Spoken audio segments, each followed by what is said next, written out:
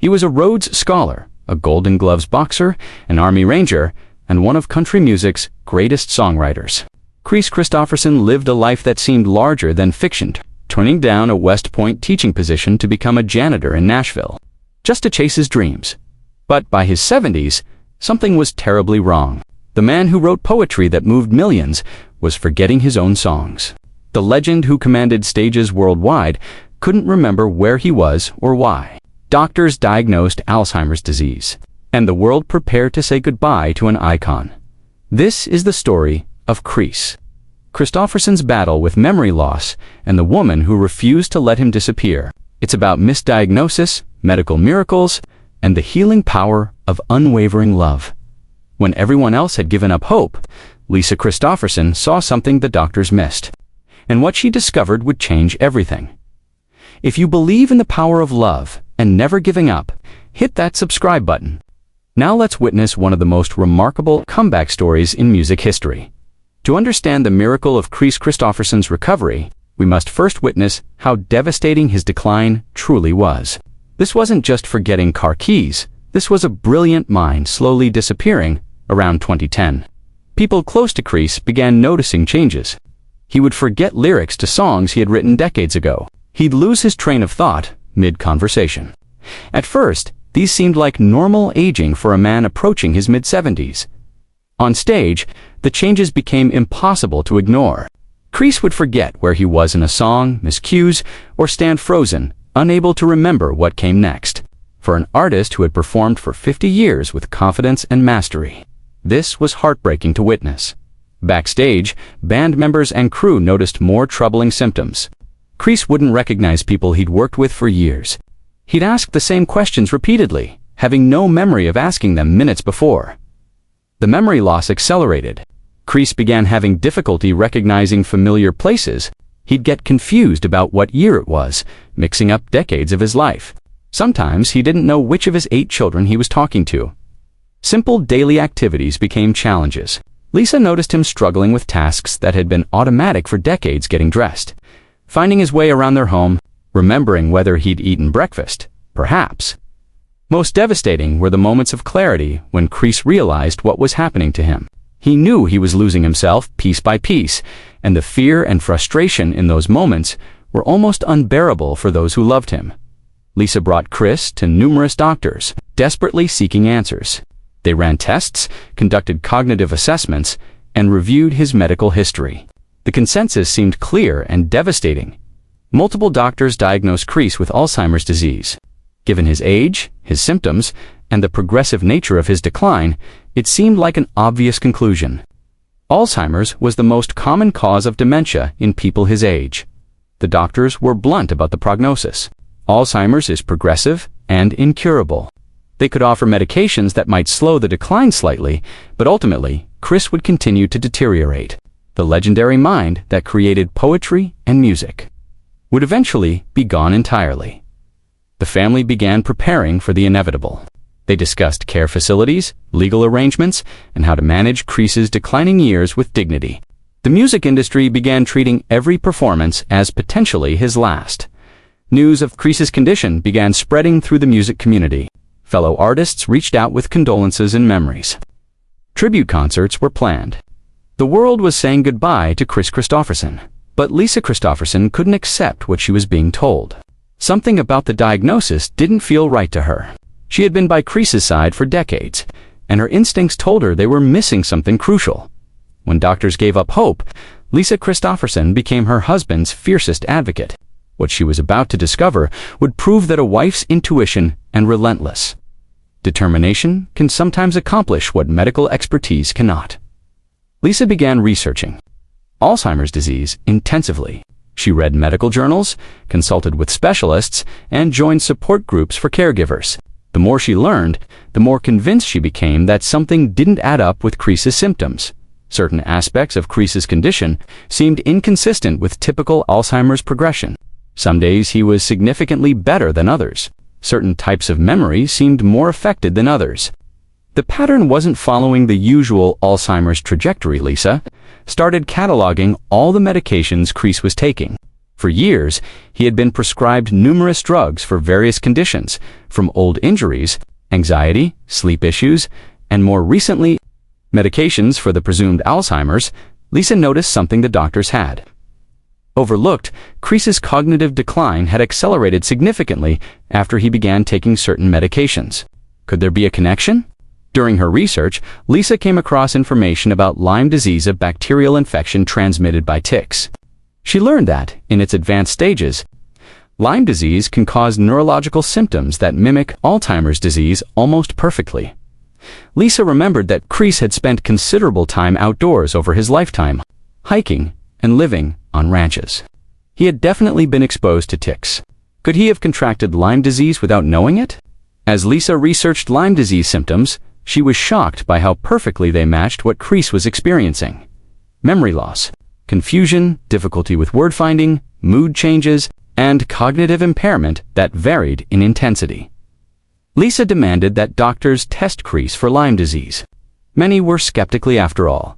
Multiple specialists had already diagnosed Alzheimer's. But Lisa was insistent. She knew her husband, and she believed there was more to the story. When the test results came back, Lisa's instincts were vindicated. Kris tested positive for Lyme disease. He had likely been infected for years, and the bacteria had crossed into his brain, causing the neurological symptoms everyone had mistaken for Alzheimer's. The diagnosis brought mixed emotions. Relief that it wasn't Alzheimer's, which would have been incurable, but also fear about how much damage the Lyme disease had already caused and whether it could be reversed. Further investigation revealed another crucial factor. Some of the medications Kris had been taking were known to cause cognitive impairment, especially when combined. He had been suffering from both Lyme disease and medication side effects simultaneously. With the correct diagnosis, doctors could finally treat Kris properly. The treatment would be aggressive long-term antibiotics to fight the Lyme bacteria and careful elimination of unnecessary medications that were clouding his mind. Lisa's refusal to accept the Alzheimer's diagnosis had saved her husband. Her determination to find the truth, even when medical professionals told her she was wrong, proved that love and persistence can uncover answers that expertise alone might miss. With the correct diagnosis finally in hand, Kris Kristofferson began the long, uncertain journey back to himself. Recovery would not be quick or easy, but for the first time in years, there was genuine hope. Kris began an intensive course of antibiotics to combat the Lyme disease infection. The treatment was difficult, with side effects and setbacks, but it was targeting the actual cause of his cognitive decline for the first time, under careful medical supervision. Doctors began eliminating the unnecessary medications that had been contributing to Kris's confusion. This process had to be done gradually to avoid withdrawal symptoms. Throughout the treatment, Lisa was Kris's constant companion.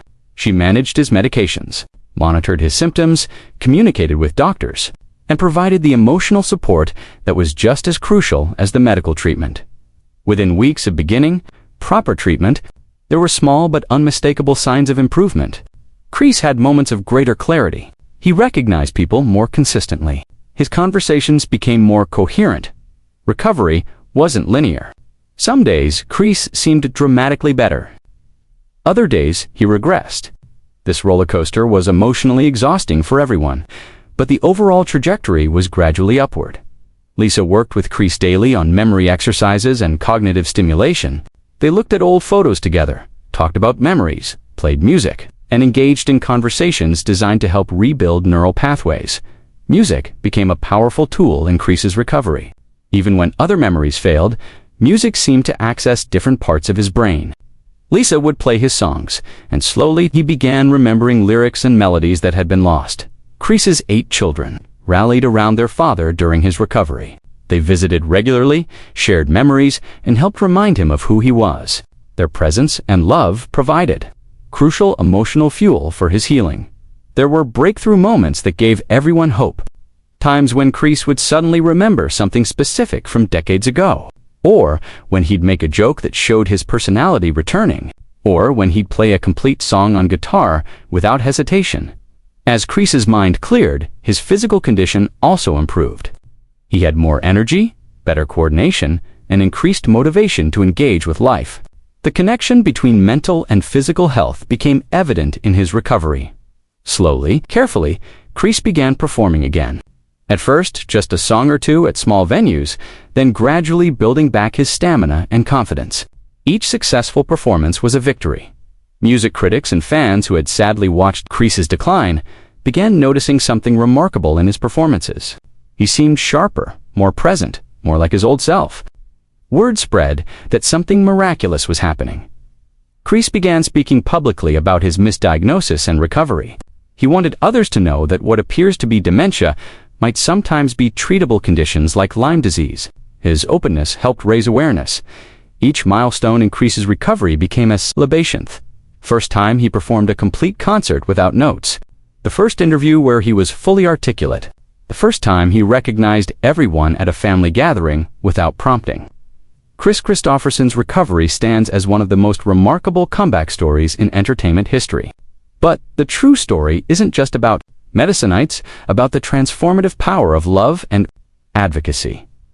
While Kris didn't return to exactly the same cognitive state he had before his illness, some effects of the years of untreated Lyme disease remained. His improvement was nothing short of miraculous compared to where he had been at his worst.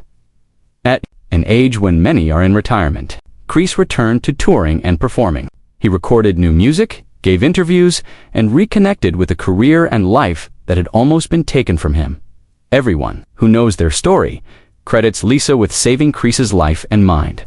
Her refusal to accept a death sentence diagnosis, her tireless research, and her unwavering advocacy made the difference between Kris fading away and Kris reclaiming his life. The ordeal, while difficult, ultimately strengthened Kris and Lisa's marriage. They had faced the worst together and emerged closer than ever. Their love had been tested in the most profound way and proven unbreakable. Kris and Lisa have used their experience to raise awareness about Lyme disease and the importance of advocating for proper medical testing. They've encouraged others not to accept diagnoses that don't feel right and to keep searching for answers. Their story highlights a larger medical issue. Lyme disease is often misdiagnosed, and many people suffering from it are incorrectly told they have dementia or other neurological conditions. How many others might benefit from the proper diagnosis? Kris has spoken movingly about his gratitude for this second chance at life and clarity. He doesn't take a single day for granted and approaches each performance and family moment with appreciation for being present and aware. Role in Kris's recovery has inspired countless caregivers facing similar situations. Her story proves that family members can sometimes see things medical professionals miss, and that persistent advocacy can save lives. In his recovered state, Kris has continued writing and performing, proving that creativity doesn't have an age limit and that the artist within him was always there, just trapped by illness and improper treatment. Now in his late 80s, Kris faces the natural aging process with grace and acceptance. The difference is that he's fully present for it, able to enjoy his family and legacy rather than being lost in confusion and memory loss. Kris and Lisa's story teaches us several profound lessons. Never stop fighting for those you love. Trust your instincts when something doesn't feel right. Second opinions can save lives. Love is the most powerful medicine. And recovery is possible even when experts say it is in single quotes TDO today. At family gatherings, Kris recognizes his children and grandchildren. He tells stories from his past, laughs at jokes, and participates fully in life. These moments, which seemed lost forever, are precious gifts resulting from Lisa's determination. Kris continues to perform for audiences who are grateful to still have him present and vital. His concerts are celebrations not just of his music, but of his miraculous recovery and the love that made it possible. Ultimately, this is a love story as powerful as any song Kris ever wrote. It's the story of a woman who loved her husband enough to fight the entire medical establishment, researched tirelessly, and refused to let him disappear without exhausting every possibility to Kris. And Lisa's message to the world is simple but profound. Never give up on the people you love. Fight for them. Believe in them. Advocate for them. Because sometimes love really does have the power to heal. Kris Kristofferson's battle with what everyone thought was Alzheimer's disease could have ended with him lost in confusion, unable to recognize his loved ones or remember his own songs. Instead, It became a testament to the power of love, advocacy, and never accepting a diagnosis that doesn't feel right.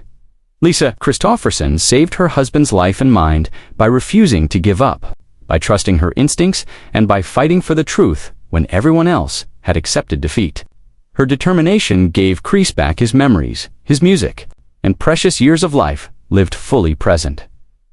Their story reminds us that miracles can happen, that medical science doesn't have all the answers, and that the greatest medicine of all might just be the unwavering love of someone who refuses to let you go.